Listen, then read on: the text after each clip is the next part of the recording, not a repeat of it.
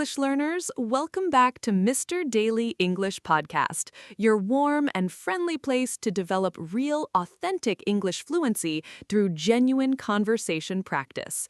I'm Amelia. And I'm Michael. Wonderful to have you here today.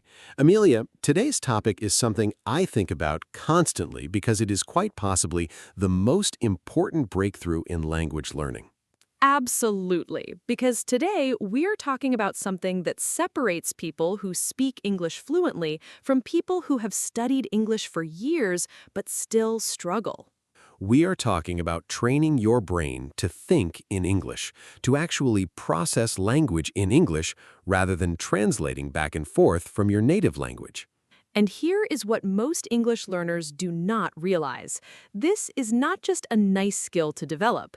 This is the foundation of actual fluency.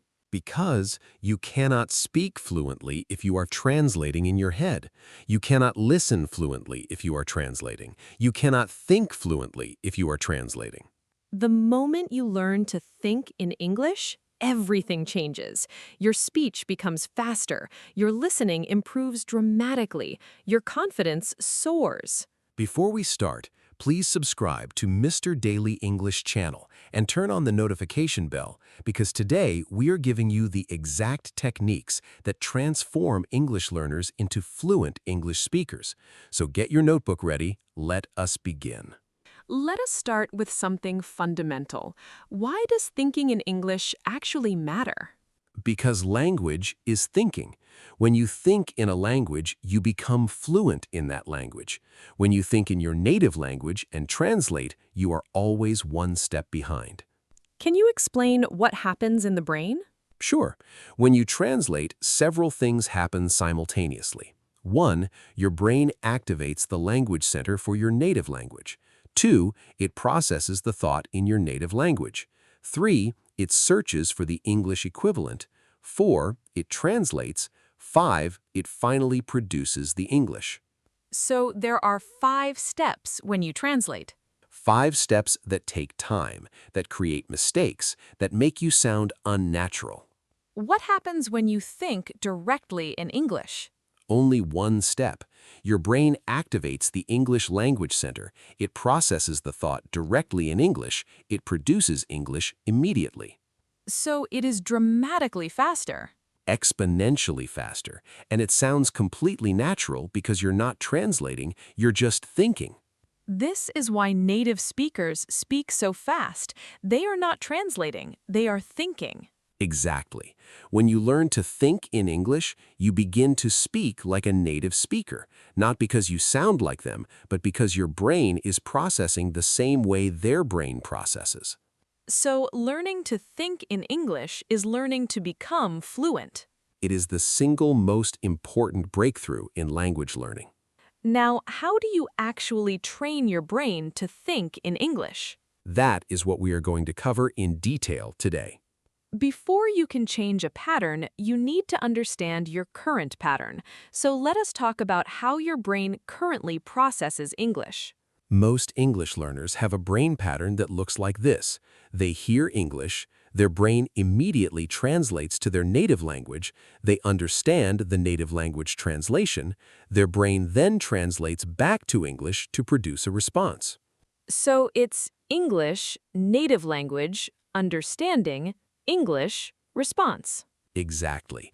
And this pattern is deeply ingrained. You've been doing it so automatically that you probably don't even notice it. But here's what happens with that pattern. Your listening becomes slower because you're always waiting for the translation. Your speaking becomes slower for the same reason. Your thinking becomes stilted because you're forcing your thoughts into a language they weren't born in.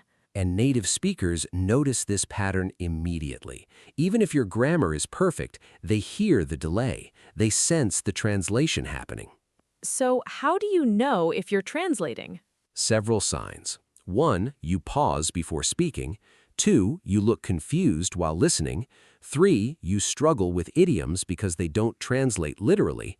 4, you can't understand native speakers when they speak fast.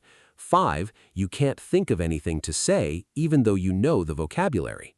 All of these are signs of active translation. all signs that your brain is still processing in your native language. And the goal is to retrain your brain so that all of this translation stops. So that English becomes your default thinking language in English-speaking moments. Now let's get into the techniques. The first and most powerful technique is narration. What do you mean by narration? Narrating your daily life in English inside your head. While you're making breakfast, describe it in English. While you're walking to work, describe it in English. While you're waiting for the bus, describe it in English. So you're essentially creating an internal English audio track of your life. Exactly. And here's why this works. Your brain gets constant low-pressure exposure to English. There's no performance pressure. No one is listening, you're just thinking. So your brain gradually starts to view English as a natural thinking language, not just a foreign language. Exactly. And the more you do it, the more automatic it becomes. How much should someone do this? Start with 5 to 10 minutes per day. Narrate one activity completely. Make breakfast in English. Describe every single step in English. What if they struggle to think of the words? That's perfect, actually. When you struggle, your brain is working hard, and when your brain works hard, it learns. So struggling is the point.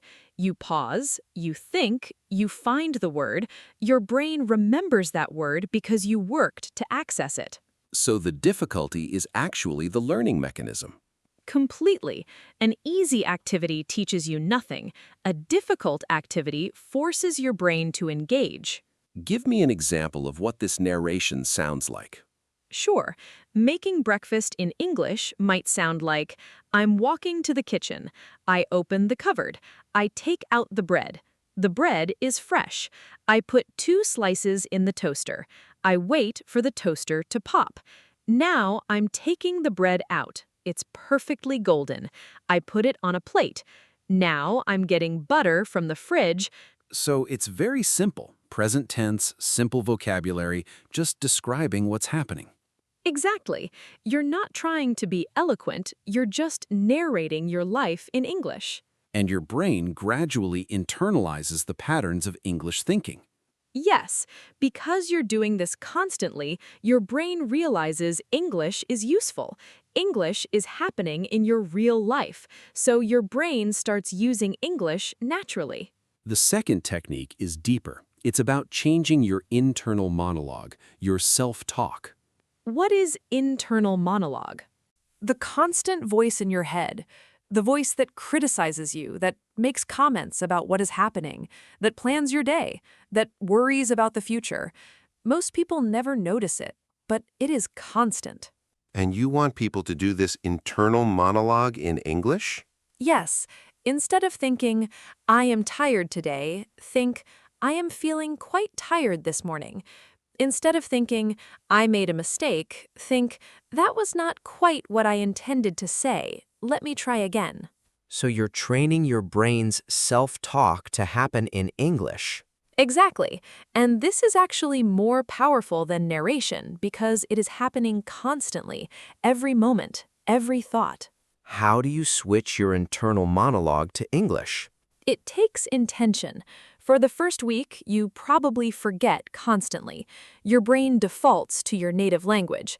But each time you catch yourself, you consciously switch to English. So it is catch yourself thinking in your native language and immediately switch to English.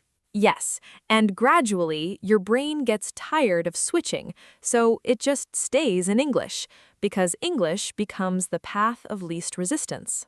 How long does this take? For some people, a few weeks. For others, a few months. But if you are consistent, it absolutely works. What is the benefit of this technique specifically?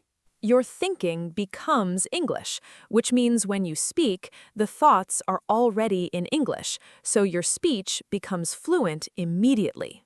Because you're not translating from native language thoughts into English. Right, you're just expressing thoughts that are already in English. The third technique is shadowing. This is powerful for training your brain to absorb English patterns. What is shadowing exactly? Shadowing is when you listen to native English speakers and you repeat what they say, simultaneously or immediately after, like a shadow, following their every movement. So you are listening and speaking at the same time? Either simultaneously or immediately after. Most learners find immediately after is easier. You listen to a sentence, you pause, you repeat it exactly. And this trains the brain how? Because you're hearing English patterns and your mouth is producing those same patterns. Your brain is receiving double input, audio input and motor output. This combination is incredibly powerful for learning. Your brain is not translating because there's no time. You're just copying the pattern. And over time, your brain internalizes these patterns. So when you need to speak, the patterns are already there. What should people shadow? Anything authentic. Podcasts, movies, TV shows, TED Talks, news. Choose content you find interesting because you'll stay engaged. How long should they shadow for? Start with 10 minutes per day. 15 minutes is ideal. More than 30 minutes and your brain gets tired. And they should do this every day? Consistency is everything. 10 minutes every single day is more powerful than 2 hours once a week. Why is consistency more important than duration? Because your brain learns through repetition and pattern recognition. Daily exposure, even for short periods, creates stronger neural pathways than occasional long sessions. The fourth technique is consuming all your media in English. What do you mean by that? Instead of watching Netflix in your native language, watch it in English. Instead of reading news in your native language, read it in English. Instead of listening to podcasts in your native language, listen to them in English. So you are replacing your native language media consumption with English. Gradually. You don't have to do everything at once, but if you're serious about thinking in English, you need to be immersed in English. How much immersion is necessary? Ideally, at least several hours per day, but even 1 to 2 hours per day makes a dramatic difference. What is the benefit of this? Your brain receives constant exposure to how English actually works, how English people actually think, how English actually sounds, how English actually functions in real life. So you're not learning English from a textbook, you're learning English from life. Exactly, and life is the best teacher because it's real. What if someone struggles to understand English media? Start with subtitles, English subtitles. Listen in English, read in English. Your brain works double hard, but it also learns faster. And gradually, you can transition to no subtitles as your understanding improves. Yes, the subtitles are bridge. Once you're ready, you remove the bridge. The fifth technique is the most challenging, but also the most powerful. What is it? Speaking English without preparation, without planning what you're going to say, just opening your mouth and speaking. Why is this so powerful? Because when you prepare what you're going to say, you're still translating. You're thinking about your response in your native language and then translating to English. But when you just speak, your brain has to process directly in English. Right. There's no time for translation. You have to think in English and speak simultaneously. This sounds terrifying for beginners. It is, but it's also incredibly effective. How do people practice this? Conversation practice, real conversations, with language exchange partners, with tutors, with friends who speak English. You sit down, you talk. No script, no preparation, just genuine conversation. And your brain adapts. Over time, you can produce English without planning. Exactly. You become fluent because you're forced to think on your feet in English. How often should someone do this? As often as possible, ideally several times per week. Even once a week makes a difference. And the conversations should be on real topics. Real topics about real things in your life, not textbook exercises, not artificial scenarios, just life. Now let's hear these concepts in action. Michael and I are going to have a conversation about how we trained our brains to think in English. Real conversation about real experience. Amelia, I have to ask, when did you actually stop translating and start thinking in English? That's such a good question. Honestly, it took about 6 months of very intentional practice. I remember the exact moment when something clicked. What was the moment? I was in a meeting, someone asked me a question, and for the first time I answered immediately in English without thinking about it. No pause, no translation, just thoughts that were already in English coming out as English words. That must have felt incredible. It was like something unlocked. I realized in that moment that I was no longer translating, I was just thinking and speaking directly. How did you actually train yourself to get to that point? Honestly, I did all 5 techniques. Narration constantly. I changed my internal monologue. I shadowed English speakers for probably an hour every day. I consumed everything in English, and I forced myself into conversation situations where I had to speak without planning. Which technique did you find most powerful? Changing my internal monologue, because that was happening constantly, not just during designated practice times. All day, every thought. I was training my brain in every moment. Did it feel strange at first? Incredibly strange. My brain was fighting it, like it wanted to go back to my native language thinking, but I kept pushing. How long before it became natural? Maybe 3 months in. Before that, it was conscious effort. After 3 months, it started becoming automatic. That is actually quite fast.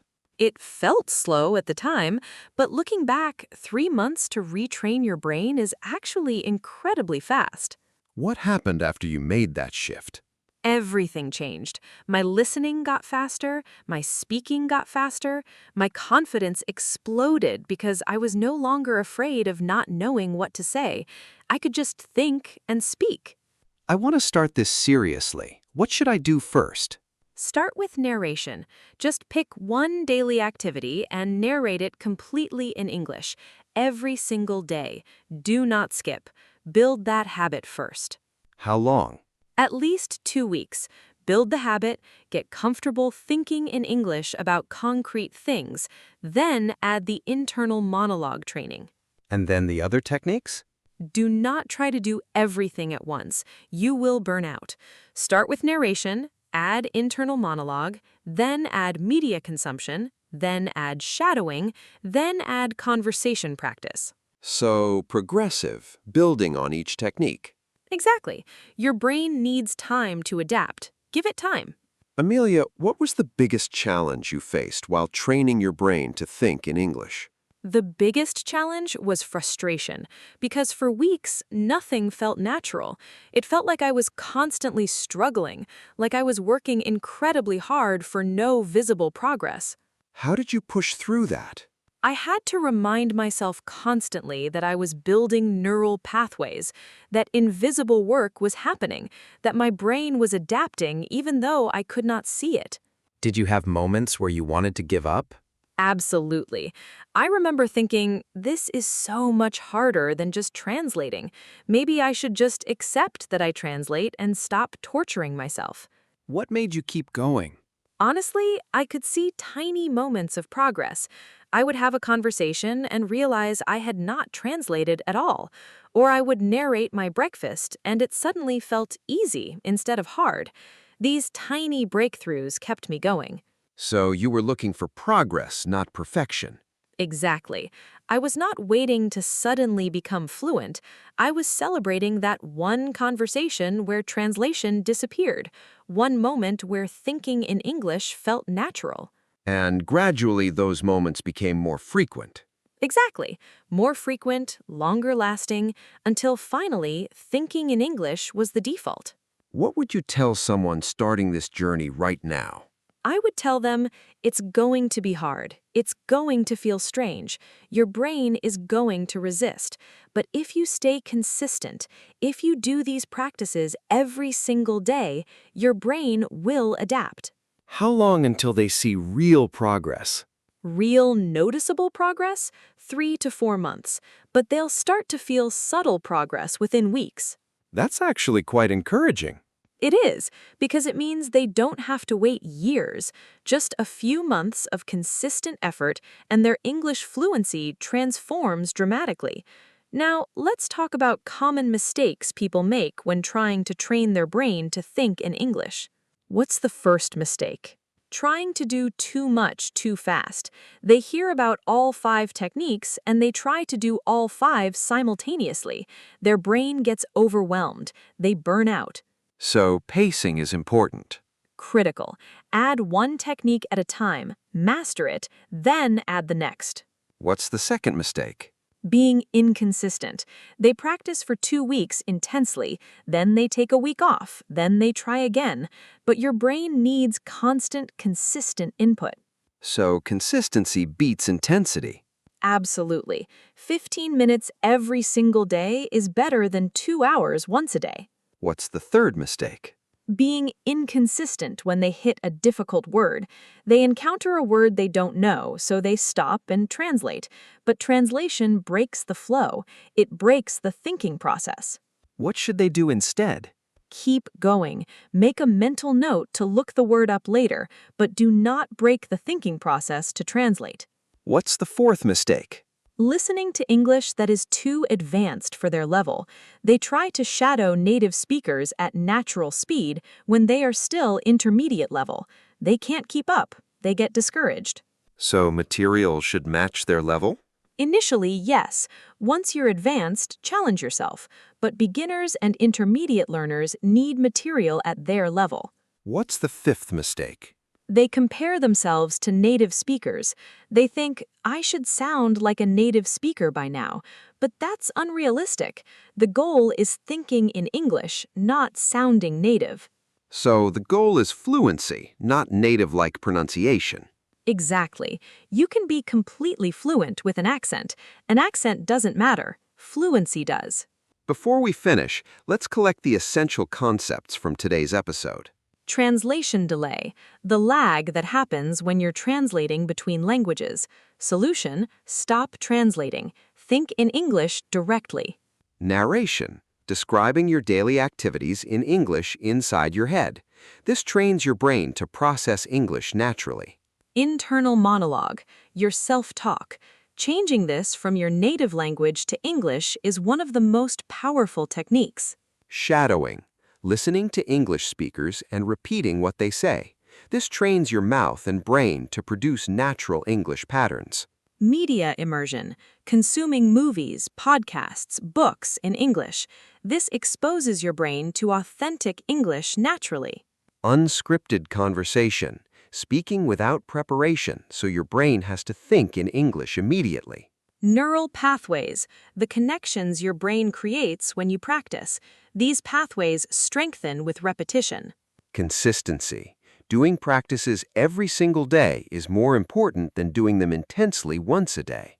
And that's everything for today's transformative episode of Mr. Daily English Podcast. Today, we covered why thinking in English matters. We covered 5 powerful techniques. We had real conversations about real experience.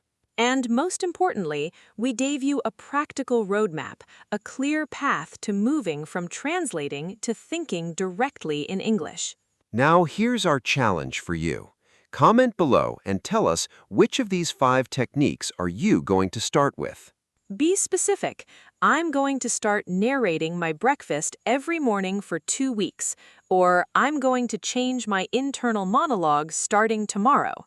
Write your commitment in English. Write it down. Make it real. Because commitment is the bridge between knowing and doing.